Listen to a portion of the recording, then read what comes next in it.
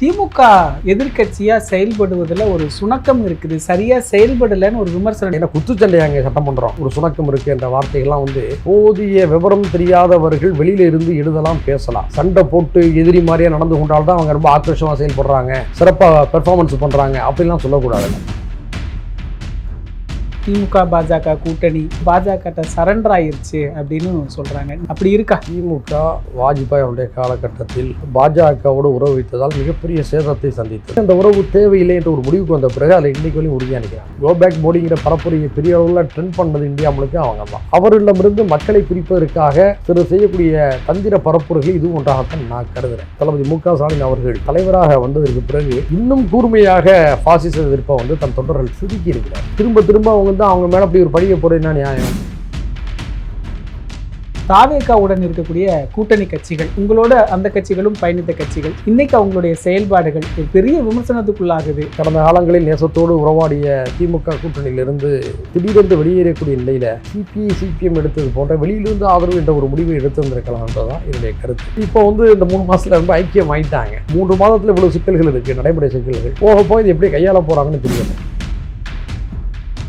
பாஜக எதிர்ப்புல தாவேகா அரசு தீவிரமா இருக்கா சார்? விஜய்க்கு ஒரு முக்கியத்துவம் இருக்கிற மாதிரி ஒரு சூழல் இருக்கு. ஆட்சி தொடர்ந்ததுல இருந்து பாஜக தரப்புல இருந்து ஒரு எதிர்வினை ஆற்றுதல் அப்படிங்கிறத நம்ம பார்க்க முடியல, இங்கிருந்து ஒரு எதிர்வினை ஆற்றுதல் அப்படிங்கிறதையும் பார்க்க முடியல.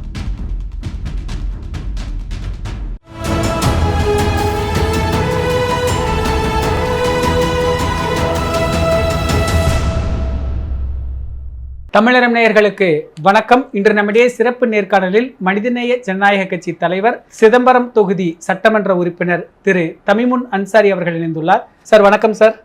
வாழ்த்துக்கள் தொடர்.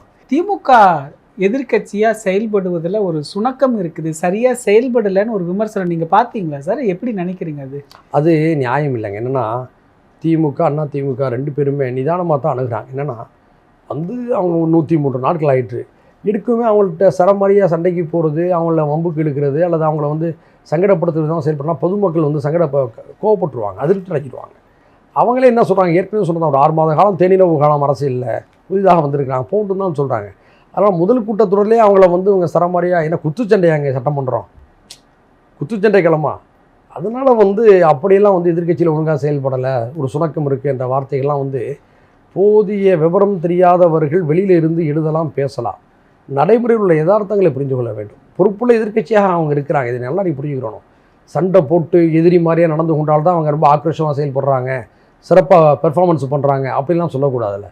நிதானமாக நகர்றாங்க.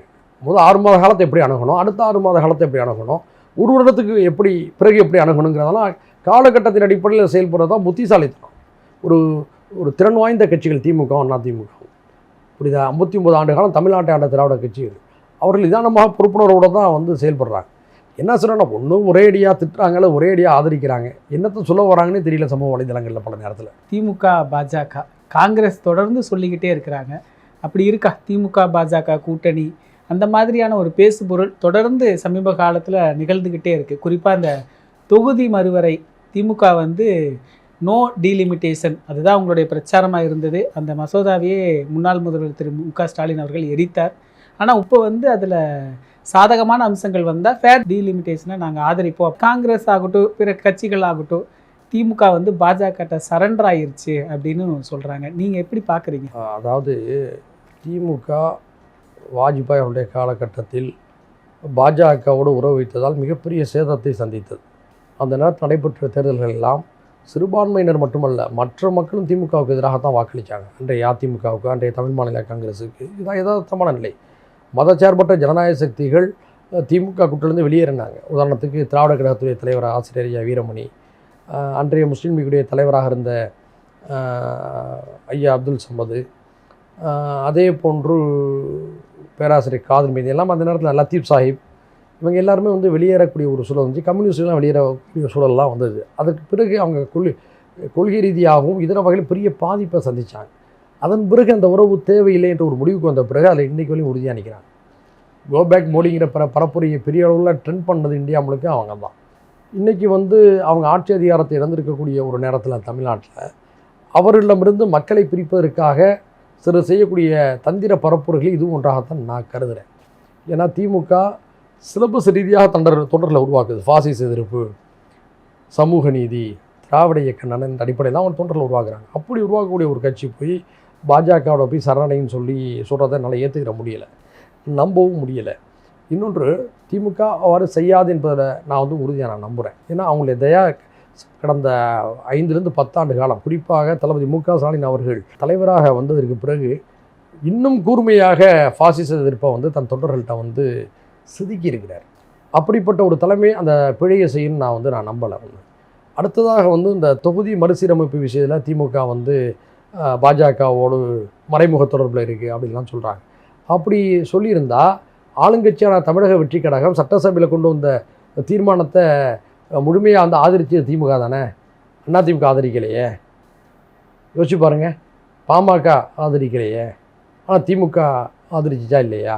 அப்போ திமுகவும் தாவேக்காவும் இந்த விஷயத்தில் ஒரே நிலையில் தானே இருக்கிறாங்க. அப்புறம் எப்படி நீங்கள் திமுக குற்றம் சுமத்த முடியும்? அவங்க நாங்கள் அனைத்து கட்சி கூட்டத்தில் என்ன முடிவு எடுத்தோமோ அந்த நிலைப்பாட்டில் மாறலன்னு சொல்கிறாங்க. அப்படி சொல்கிறவங்கள வந்து திரும்ப அவங்க வந்து அவங்க மேலே அப்படி ஒரு பழியை போகிறது என்ன நியாயம்? அதனால் எனக்கு அந்த கருத்தில் எனக்கு உடன்பாடில் அவங்க அந்த பழியை செய்ய மாட்டாங்க. தமிழ்நாட்டுடைய நலன், திராவிட இயக்க நலன், ஃபாசிச எதிர்ப்பு, இந்த மூணையும் திமுக உறுதியாக இருக்குன்னு நான் நம்புகிறேன். ஆனால் என்ன சொல்கிறாங்கன்னா, ஒரு சமீபத்திய அந்த கனிமொழி சோமு அவங்க ஒரு கருத்து சொல்லியிருந்தாங்க, அரசியலில் நிரந்தர எதிரியும் இல்லை நண்பனும் இல்லை. அதே கருத்தை வானதி சீனிவாசன் சொன்னது. ஒரு கனிமொழி எம்பி அவர்கள் அவங்க ஒரு விளக்கம் பேட்டி பார்த்துருந்தோம். இருந்தாலும் அந்த சபாநாயகருடைய டீ பார்ட்டியில் அவங்க கலந்துக்கிட்டாங்க, இது வரைக்கும் கலந்துக்கல. இந்தியா கூட்டணி பிளாக்ல திமுக இல்லை, திமுகவுக்கு நீ பாஜக தான் அடுத்த வழி, முதல்ல பிரதமர் வேட்பாளர் இல்லாமல் திமுக களமிறங்காது, அப்படியெல்லாம் ஒரு பரப்புரைகள் கட்டமைக்கப்பட்டுக்கிட்டே இருக்குது. அதாவது தமிழ்நாட்டில் புதிய ஆட்சி அமைந்த பிறகு காங்கிரஸ் கட்சி செய்த சில அணுகுமுறை பிழைகள் திமுகவுக்கு மிகப்பெரிய வருத்தத்தை கொடுத்தது. அதன் விளைவாக தான் இந்தியா கூட்டணியிலேருந்து அவங்க வந்து அந்த நிகழ்ச்சியில் பங்கேற்காமல் இருக்கிறாங்க. இந்தியா கூட்டணியில் நிகழ்ச்சியில் பங்கேற்காமல் இருந்தாலும் இந்தியா கூட்டணிக்கு எதிராக இருக்காங்கன்னு சொன்னால் அப்படி இல்லை, நல்லா புரிஞ்சுக்கணும். தனித்து நிற்கிறாங்க. அந்த கோபம் அவங்களுக்கு இன்னும் குறையில, நியாயமான கோபம்.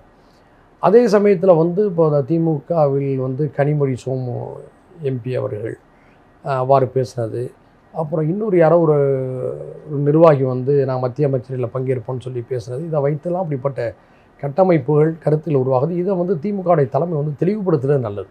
ஆனால் தேவையற்ற யூகங்கள் பரவி அது திமுகவுடைய இமேஜை கெடுத்துடக்கூடாது என்பதுதான் நம்முடைய நல்விருப்பம். திமுகவுடைய தலைமை அதை மறுத்துட்டாங்கன்னு சொன்னால் இதுக்கெல்லாம் முற்றுப்புள்ளி வந்துடும். அடுத்தது சார், இப்போ இந்த தாவேகாவுடன் இருக்கக்கூடிய கூட்டணி கட்சிகள், நீங்களும் கூட்டணியோடு திமுகவோட பயணித்தீங்க, உங்களோட அந்த கட்சிகளும் பயணித்த கட்சிகள், இன்றைக்கி அவங்களுடைய செயல்பாடுகள், குறிப்பாக விடுதலை சிறுத்தைகள் கட்சி, மதிமுக ஒரு பெரிய விமர்சனத்துக்குள்ளாகுது. கம்யூனிஸ்டுகள் கூட இன்னும் நாங்கள் கூட்டணி இல்லை அப்படின்னு சொன்னவங்க, திருமாவளவன் அவர்கள் சமீபத்தில் தான் கூட்டணியை உறுதிப்படுத்துகிறாரு. அவங்களுடைய நிலைப்பாடுகளில் ஒரு தடுமாற்றம், ஒரு மாற்றி பேசக்கூடிய ஒரு தன்மை இருக்கிறதா, ஒரு விமர்சனத்தை வச்சுக்கிட்டே இருக்கிறாங்க. நீங்கள் எப்படி பார்க்குறீங்க சார்? அதாவது கடந்த சட்டமன்ற தேர்தலில் திமுக தலைமையிலான மதச்சார்பற்ற கூட்டணியில் போட்டிட்டு வெற்றி பெற்ற கட்சிகள் தான் புதிய அரசியல் சூழலுக்கு ஏற்ப அங்கே இடம் மாறி இருக்கிறாங்க. ஆனால் இவரெல்லாம் ஒரு வகையில் பார்த்தா நம்முடைய நட்பு சக்திகளாக இருக்கிறாங்க. அடிப்படையில் வந்து ஃபாசிச எதிர்ப்பாளர்களாகவும் இருக்கிறாங்க. ஸோ இவர்களை பற்றி கருத்து சொல்லும்போது எங்களுடைய மனிதநேய ஜனநாயக கட்சி ரொம்ப நிதானத்தை கடைபிடிக்குது. காரணம் என்னன்னு சொன்னோம்னா, மத்தியில் வந்து பாஜக தலைமையிலான மோடியுடைய ஒரு சர்வாதிகார பாசிச ஆட்சி நடைபெற்று கொண்டிருக்கின்ற பொழுது அவர்களுக்கு எதிரான சிந்தனை கொண்ட கட்சிகளை முடிந்தவரை இணைக்கணும் அல்லது சேதப்படுத்தாமல் இருக்கணும் என்பது ஒரு காலத்தின் தேவையாக இருக்கிறது. அந்த அடிப்படையில் நாங்கள் கொஞ்சம் கவனமாக இருந்தாலும் நாம் இந்த விஷயத்தில் வந்து அவர்களுக்கு சுட்டி காட்டுவது, புதிய சூழலுக்கு ஏற்ப உங்களுடைய தொண்டர்களை விருப்பத்துக்கு ஏற்ப நீங்கள் ஆட்சி அதிகாரம் வந்துருச்சு அப்படிங்கும்போது பங்கேற்று இருக்கீங்க. 59 வருஷத்துக்கு அப்புறம் காங்கிரஸுக்கு வந்து அமைச்சரவையில் வாய்ப்பு கிடைச்சிருக்கு. முதல் முறையாக விடுதலை சிறுத்தைகள் வந்து அங்கம் வகிக்கிறாங்க, ஐயுஎம்எல் வந்து அங்கம் வகிக்கிறாங்க. அவங்க தொண்டர்களுடைய விருப்பம் அந்த சூழலை பயன்படுத்தி கொள்ளணுங்கிற அடிப்படையில் அவங்க செய்திருக்கிறாங்க. நம்முடைய கருத்து என்னென்னு சொன்னோம்னா, தொண்டர்களுடைய விருப்பம் ஒரு புறமாக இருந்தாலும் கடந்த காலங்களில் நேசத்தோடு உறவாடிய திமுக கூட்டணியிலிருந்து திடீரென்று வெளியேறக்கூடிய நிலையில் சிபிஎம் எடுத்தது போன்ற வெளியிலிருந்து ஆதரவு என்ற ஒரு முடிவை எடுத்து வந்திருக்கலாம் என்பதுதான் என்னுடைய கருத்து. இப்போ அங்கே போயிட்டாங்க. இப்போ இந்த 3 மாதத்தில் நிறைய நெருங்கிட்டாங்க. போய் சேர்ந்த ஒரு 15 நாள் 20 நாள் வந்து ஒரு குழப்பத்தில் இருந்தாங்க. திமுக அவங்க இழக்க தயாராக இல்லை, புதிய சூழலையும் நிராகரிக்க தயாராக இல்லைங்கிற ஒரு உள் தடுமாற்றம் அவங்களே இருந்தது. இப்போ வந்து இந்த 3 மாதத்தில் ரொம்ப ஐக்கியம் ஆகிட்டாங்க. அது அவங்களுடைய விருப்பம், நம்ம அதை கடுமையாக தாக்கக்கூடாது, விமர்சிக்கக்கூடாது. அதே சமயத்தில் தங்களுடைய அடிப்படை கொள்கைகளுக்கு எதிராக எதுவும் போகாமல் பாதுகாத்து கொள்ள வேண்டிய கடமை அவங்களுக்கு இருக்குது. உதாரணத்துக்கு கம்யூனிஸ்ட் கட்சிகளுக்கே சில சங்கடங்கள் ஏற்பட்டிருக்கு. என்ன சங்கடங்கள் ஏற்பட்டிருக்குன்னு சொன்னோம்னா, அவங்க ஒரு சுற்றறிக்கை அனுப்பியிருக்கிறாங்க. தேனி மாவட்டமாக குஜிலியம்பாறை, அந்த குஜிலியம்பாறை, அதில் வந்து சிபிஐ சிபிஎம் கட்சிகளுடைய நிர்வாகிகள் யார் என்கின்ற விவரங்கள் தேவை. அப்புறம் உயர்கல்வித்துறையிலிருந்து கம்யூனிஸ்ட் ஆதரவு மாணவர் இயக்கங்கள், மாணவர் போராட்டங்களுக்கு வந்து இவங்க பங்கேற்கிறது, சிஜேபி பேரை சொல்லி கொடுத்துருக்குறாங்க. இதுவெல்லாம் வந்து ஜனநாயகத்துக்கு மாற்றான நடவடிக்கைகள். இது எப்படி நிகழ்ந்தது? அவங்களே அதை டிவிக்கே தரப்ப பதறி போயிட்டார். ஆது வரைக்கும் நாங்கள் சுற்றறிக்கை வாபஸ் வாங்கிட்டேன்ட்டார். ஒரு முதலமைச்சருக்கு தெரியாமல் இந்த சுற்றறிக்கையில் எப்படி போணுச்சு, அமைச்சர்களுக்கு தெரியாமல் எப்படி போனுங்கிற கேள்வி எழுது. கம்யூனிஸ்ட் ரொம்ப பாதிச்சிருச்சு. நேற்று ரொம்ப சங்கடத்துக்கு அவங்க ஆளாயிட்டாங்க. இன்றைக்கி கூட சபையில் அவங்க வந்து சிபிஐலேருந்து தோழர் மாரிமுத்து திருத்திரப்பட்டி எம்எல்ஏ வந்து அதை ரைஸ் பண்ணார் சபையிலேயும். அப்போது இது போன்ற சில விஷயங்கள் அவங்களுக்கு இங்கே இருக்க தான் செய்யுது. இது எப்படி இவங்க இந்த 3 மாதத்தில் இவ்வளோ சிக்கல்கள் இருக்குது, நடைமுறை சிக்கல்கள், போக இது எப்படி கையாள போகிறாங்கன்னு தெரியலை. பாஜக எதிர்ப்பில் தாவேக அரசு தீவிரமாக இருக்கா சார்? இப்போ இந்த தென் மாநில முதல்வர்கள் மாநாடு நடந்தது. இதில் கூட வந்து விஜய்க்கு ஒரு முக்கியத்துவம் இருக்கிற மாதிரி ஒரு சூழல் இருக்குது. சட்டமன்றத்தில் கூட விஜய் குறிப்பிட்டிருந்தார். ஆட்சி பொறுப்பேற்றிலிருந்தும் அவர் சொல்லக்கூடியது என்ன அப்படின்னா, தமிழக அரசு நலன் சார்ந்த விஷயத்தில் பாஜக அரசோட, மத்திய அரசோட நாங்கள் இணக்கமாக போவோம், மற்றபடி எங்கள் கொள்கை எதிரி அப்படின்னு சொன்னாலோ, ஒரு சந்தேகம் என்ன நிலவுது அப்படின்னா, இந்த ஆட்சி தொடர்ந்ததிலிருந்து பெரிய அளவில் பாஜக தரப்பிலிருந்து ஒரு எதிர்வினை ஆற்றுதல் அப்படிங்கிறத நம்ம பார்க்க முடியல. இங்கிருந்தும் ஒரு எதிர்வினை ஆற்றுதல் அப்படிங்கிறதையும் பார்க்க முடியல. எப்படி இந்த அரசு பாஜக விஷயத்தில் செயல்படுது? உங்கள் மதிப்பு என்ன? அதாவது இவங்க பாஜக விஷயத்தில் வந்து ஒரு வகையான ஒரு அமைதியான போக்குன்னு சொல்கிறதா இல்லை மென்மையான போக்குன்னு சொல்கிறதா எனக்கு சரியாக விளங்கலை. ஆனால் திமுக அளவுக்கு இவர்களால் கடுமையாக பாஜகவை சவால் விட்டு எதிர்க்க முடியவில்லை என்பது புரிகிறது. ஏன்னா திமுகவுக்கு ஒரு கொள்கை பலம் உண்டு, நிர்வாக பலம் உண்டு. இயல்பாகவே அவங்க வந்து விசாவை பார்த்தவர்கள், இந்தி எதிர்ப்பு அடக்குமுறை நிகழ்வுகளை சந்தித்தவர்கள். அவங்கள்ட்ட அவங்க ஜீன்லேயே திமுகவினர்கிட்ட அது ஊறி போயிடுச்சு. அவங்க அளவுக்கு இவங்களால் வந்து பிஜேபி எதிர்கொள்ள முடியுமாங்கிறது எனக்கு தெரியலை. ஆனால் இவங்க புதியவர்கள் வந்திருக்கிறாங்க. ஒரு பகைமை இல்லாமல் கொண்டு போகணும்னு சொல்லி விரும்புகிறது மாதிரி தெரியுது என்னுடைய பார்வையில். பகைமை இல்லாமல் கொண்டு போகணும் அப்படிங்கிற அடிப்படையில் தான் இவங்க வந்து நகர்வதாக தெரியுது. அதனால தான் தங்களுக்கு வந்து ராஜ்யசபா எம்பி வாய்ப்பை கூட காங்கிரஸுக்கு தள்ளி விட்டுட்டு டெல்லியில் ஏதாச்சும் பண்ணிட்டு போங்க, நாங்கள் இங்கே நிம்மதியாக இருந்து ஆட்சி செய்ய விரும்புகிறோம் அப்படின்னு ஒரு முடிவு எடுத்தது மாதிரியாக நான் புரிந்து கொள்கிறேன். ஆனால் எத்தனை நாளைக்கு இந்த போக்கை மெயின்டைன் பண்ண முடியுங்கிறது தெரியலை. ஏன்னா ஒரு கட்டத்தில் வந்து எதிர்க்க வேண்டிய விஷயத்தில் எதிர்த்து தான் ஆகணும், மோத வேண்டிய விஷயத்தில் மோதி தான் ஆகணும். அவங்க அந்த நேரத்தில் வந்து பம்முனாலோ பதுங்கினாலோ அல்லது வந்து மௌனமாக இருந்தாலோ கெட்ட பேர் ஏற்பட்டு போயிடும். இதில் காலம் தான் சில விஷயங்களை தீர்மானிக்கும். இதில் எங்கே சந்தேகம் எழுப்புறாங்க அப்படின்னா, இவங்களுடைய போக்கு ஒரு புறம்னாலும் பாஜகவுடைய போக்கு இதில் ஆட்சேபனைக்குரியதா இல்லை சந்தேகத்தை எழுப்பறக்குரியதா இருக்குது. இப்போ இந்த மரிய வில்சன் அவர்கள் பேசின விவகாரம் கூட வேறு ஏதாவது ஒரு அரசு இதை செய்திருந்தால் இந்நேரம் பாஜகவுடைய அரசோ இல்லை பாஜக சார்ந்தவர்களோ எந்த மாதிரியான ஒரு எதிர்வினை ஆற்றியிருப்பார்கள்னு நம்மளால் யூகிக்க முடியுது. அந்த பக்கமும் ஒரு அமைதி இருக்குது. அதாவது இதை நான் எப்படி பார்க்குறேன்னா, பாஜகவுக்கு இந்தியாவில் தற்போது தேசிய அளவில் முதல் பெரும் எதிரி யாருன்னு சொன்னோம்னா ராகுல் காந்தி, காங்கிரஸ். மாநில அளவில் அவங்களுக்கு வந்து கண்ணை உறுத்தி கொண்டு இருந்தது என்னன்னு சொன்னால் திமுக. முதல் இடம் திமுக, 2வது இடம் வந்து மம்தா பானர்ஜி. கம்யூனிஸ்டுகள் வந்து கேரளாவிலும் திரிபுராவிலும் வங்கத்திலும் அவங்க சிபிஎம் குறிப்பாக வலிமையாக இருந்தாலும் அவங்க வந்து தேசிய சக்திகளாக இருக்கக்கூடிய ஒரு நிலையை வந்து யூபிஏ அரசுக்கு பிறகு இழந்துட்டாங்க. இதுதான் யதார்த்தம். கேரளாவில் தான் அவங்க சக்தியாக இருக்காங்க. அதையும் குறி வச்சா அங்கேயும் தோத்துருச்சு, அங்கே காங்கிரஸ் வந்துருச்சு. அவங்க திட்டமிட்டது போலவே மம்தா பானர்ஜியுடைய கட்சியை சின்ன பின்னமாக்கிட்டாங்க. அப்போ அவங்களுக்கு வந்து ஒரே பெரிய உறுத்தல் வந்து திமுக தான். திமுக ஒரு தத்துவ கட்டமைப்போடு ஒரு கோட்டை போல் இருக்கிறத அவங்களால ஜீர்ணிக்க முடியலை. திமுக தோல்வியை சந்திச்சிச்சு. எங்கேயாவது திமுகவை யாராவது ராஜினாமா பண்ணாங்களா, வேறு கட்சி ஓடினாங்களா, அல்லது வீட்டில் முடங்கிட்டாங்களா, அவர் எதிர்கட்சி தலைவர் அன்றைக்கி அரெஸ்ட் பண்ணாங்க. தமிழ்நாடு முழுக்க அந்த தொண்டர்கள் வந்து கிளர்ந்து இருந்துட்டாங்க, நிர்வாகிகள்லாம். அந்த கைது அவர்களை முடக்கலை, மாறாக எழுச்சி பெற வச்சிச்சு. அதுதான் திமுக. அந்த திமுகவை ஆட்சியில் அகற்றணும் என்பதில் வந்து பாஜகவும் அதற்கு பின்புலமாக இருக்கக்கூடிய ஆர்எஸ்எஸும் திறம்பட அணுகுனாங்க. அதிமுகவால் திமுகவை வீழ்த்தக்கூடிய பலம் இல்லை என்பதை உணர்ந்து கொண்டாங்க. அந்த பலம் டிவிக்கு பெற்ற உடனே அவங்க என்ன நினைக்கிறாங்கன்னா, நமக்கு முதல்ல திமுக அகற்றப்படணும், வீழ்த்தப்படணும். அந்த வேலையை டிவிக்கு செய்தால் ஓகே தான் அவங்களுக்கு. இப்போ அந்த அடிப்படையில் தான் அந்த பிரச்சனையை அவங்க பார்க்குறதா நினைக்கிறேன். அதனால திமுகவை அகற்றி விட்டு டிவிக்கு வந்ததுனால இவங்க செய்யக்கூடிய சில பிழைகளையோ அல்லது வந்து அவங்களுடைய கொள்கைக்கு மாற்றான விஷயங்களை கூட பெரிதாக கண்டுகொள்ளலை. ஏன்னா அவங்களுக்கு அந்தளவுக்கு திமுக மேலே உள்ள கோவம் பெருசாக தெரியுது. அதனால டிவிக்கேல் வந்து யார் தவறு செய்தாலும் யார் கோவப்படணும் இப்போதைக்கு அவங்க பெருசாக எடுத்துக்கொள்ள விரும்பலை என்பதாகத்தான் நான் கருதுறேன். சரியா? நான் சொல்றேன், எனக்கு அது புரிஞ்சுக்கிட்டீங்களா? மானிய கோரிக்கை மீதான விவாதங்களை தாண்டி எங்கள் கட்சி இப்படி வந்தது, உங்கள் கட்சி அப்படி வந்தது, நீங்கள் என்ன பண்ணுனீங்க, இந்த மாதிரி ஒரு அரசியல் ரீதியான பொது மேடைகளில் பேசக்கூடிய விவாதங்கள் சட்டமன்றத்தில் நடைபெற்றுக்கிட்டு இருக்கு. இது வந்து ஆரோக்கியமற்ற போக்கு. என்னுடைய உரையில் கூட சமீபத்தில் நான் சுட்டி காட்டியிருந்தேன். ஒரு சட்டமன்றம் எவ்வாறு நடைபெற வேண்டும், அது விவாதங்களால் அழகுபடுத்தப்பட வேண்டும். அது வந்து சச்சரவுகளையும் சண்டைகளையும் முன்னிறுத்தக்கூடியதாக இருக்கக்கூடாது சொல்லி நான் வேண்டுகோளை வைத்தேன். அது எல்லா கட்சி உறுப்பினர்களுக்கு தான் நான் சொன்னேன். பொதுவாக ஒரு சில உறுப்பினர்கள் எதிர்க்கட்சி தரப்பிலிருந்து மிகுந்த பொறுப்புணர்ச்சியோடு இந்த விஷயத்தையெல்லாம் அணுகி விவாதங்கள் முன்வைக்கிறாங்க. அதை நம்ம வந்து பார்க்குறோம். அந்த விவாதங்கள் வந்து ஆக்கப்பூர்வமாக இருக்குது. ஆனால் ஒரு சிலர் என்ன செய்கிறாங்கன்னா உணர்ச்சி வசப்பட்டுடுறாங்க. இன்னும் ஒரு சிலர் விவரம் தெரியாமல் எதையாவது பேசி சர்ச்சைகளை உருவாக்கிடுறாங்க. இதெல்லாம் வந்து இப்போ மக்கள் பார்க்குறதுனால சம்மந்தப்பட்ட எல்லா கட்சிகளும் தங்களுடைய உறுப்பினர்களை வந்து பக்குவப்படுத்தணும். இல்லாட்டா பொதுமக்களுடைய அதிருப்திக்கு உள்ளாயிடுவாங்க. ஏன்னா நான் ஏற்கனவே சொன்னது போன்று மூடிய அவையாக இப்போது இல்லை. ஒரு திறந்தவெளி மைதானத்தில் நடப்பது போல தான் இன்றைக்கி சட்டமன்ற நிகழ்வுகள் இருக்குது.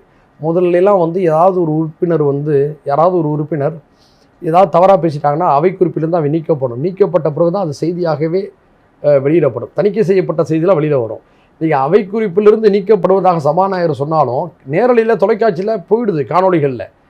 ஆனால் அவை குறிப்பில் வரலாற்று ஆவணமாக அது பதிவு செய்யப்படுகின்ற போது மட்டும்தான் தணிக்கை செய்யப்படக்கூடிய ஒரு சூழல் உருவாகியிருக்கு. ஸோ இதையெல்லாம் வந்து அனைத்து கட்சி உறுப்பினர்களும் புரிந்து கொண்டு கருத்துக்களை முன்வைக்கணும். அரசியல் நேரத்தில் அரசியல் பேசணும், அரசியலாக்க வேண்டிய விஷயத்தில் அரசியலாக்கணும், தப்பில்லை. ஆனால் சர்ச்சைகளை உருவாக்க வேண்டும் அல்லது பரபரப்பை உருவாக்க வேண்டும் அல்லது தங்கள் தலைமையை சந்தோஷப்படுத்த வேண்டும் என்ற நோக்கத்துக்காக பேச ஆரம்பிச்சிட்டாங்கன்னா அவங்க மக்களுடைய அதிருப்திக்கு தான் உள்ளாகுவாங்க. அதை குறைத்து கொள்ளணும். அது இதுவரை இல்லாதது ஒன்று பார்க்குறோம் சார். ஒரு பொதுமக்களாகவும் சரி, பத்திரிகையாளராகவும் சரி, ஆளுங்கட்சி பேசுறது அதிகமாக அவை குறிப்பிலிருந்து நீக்கப்படுவது, இது எப்படி அந்த இடத்துல இருந்து நீங்கள் எப்படி பார்க்குறீங்க? இதை நாங்கள் கவனிக்கிறோம். உதாரணத்துக்கு இப்போ எனக்கு பக்கத்தில் இருப்பவர் வந்து முன்னாள் நிதியமைச்சர் தங்கம் தென்னரசு. என்னுடைய இடப்புறத்தில் அமர்ந்திருப்பவர் கூடலூர் சட்டமன்ற உறுப்பினர் அண்ணன் வழக்கறிஞர் திராவிடமணி. இப்போ நாங்கள் சபை நிகழ்வுகளை ஒவ்வொரு விஷயத்தையும் உற்று நோக்கும்போது எங்களுக்குள்ளே உரையாடிக்கொள்வோம். இதில் பார்த்தீங்கன்னு சொன்னோம்னா சபாநாயகருடைய நடவடிக்கையை நம்ம வந்து குறிப்பிட்டு சொல்லணும். இதற்கு முன்பு பல சபாநாயகர்கள் இருந்திருக்கிறாங்க, அவங்கள பற்றி நம்ம கேள்விப்பட்டிருக்கோம், பார்த்துருக்குறோம். நான் ஏற்கனவே அண்ணன் தனபால் போன்றவர்கள் 2016-23 இருந்ததை நம்ம பார்த்துருக்குறோம். ஆனால் அது எல்லா சபாநாயகர்களையும் ஒப்பிடுகின்ற போது ஒரு 1990களுக்கு பிறகுன்னு வச்சுக்கொள்ளுங்களேன், ஒப்பீட்டளவில் இவரை வந்து எல்லாருமே பாராட்டுறாங்க. யார்? சபாநாயகர் மரியாதைக்குரிய அண்ணன் பிரபாகரன் அவர்களை எல்லாருமே பாராட்டுறாங்க. அவருடைய சொல்லாடல், சுட்டல்கள், கண்டனங்கள் இவை எல்லாமே வந்து ஓரளவு நேர்மையாக தான் இருக்குது. அது ஆளுங்கட்சி எதிர்கட்சின்னு பார்க்குறது இல்லை. வாய்ப்புகளை வந்து இரு தரப்புக்கும் சமமாக கொடுக்குறாருங்கிற பார்வையெல்லாம் இருக்குது. ஏன்னா நம்ம வேறு கூட்டணியில் இருக்கிறோம், அதெல்லாம் வேறு. ஆனால் சபாநாயகர் வந்து எப்படி நியாயமாக இருக்குன்னு நினைக்கிறாரோ அதே மாதிரி நம்மளும் நியாயமாக அவரை பார்க்கணும்ல. அதை பார்க்கும்போது எதிர்கட்சியினரே ஆச்சரியமாக தான் பேசுகிறாங்க. பல முன்னாள் அமைச்சர்கள் பாராட்டி பேசுகிறாங்க. திமுக சேர்ந்த முன்னாள் அமைச்சர்கள் கூட ஆச்சரியத்தோடு தான் அவருடைய அணுகுமுறைகளை வரவேற்கிறாங்க. நிகழ்கால அரசியல் தகவல்கள் நிறையா கொடுத்தீங்க சார். தங்களுடைய நேர்காணலுக்கு மிக்க நன்றி. நன்றி, மகிழ்ச்சி. இதே போன்று நிகழ்கால அரசியலின் சாரம்சங்களை அரசியல் ஆளுமைகளின் நேர்காணல் வழியே தொடர்ந்து காண தமிழ் நிறம் வலையொலியை சப்ஸ்கிரைப் செய்யுங்கள். தங்களின் மேலான கருத்துக்களை கருத்துளை பெட்டியில் பதிவிடுங்கள். நன்றி, வணக்கம்.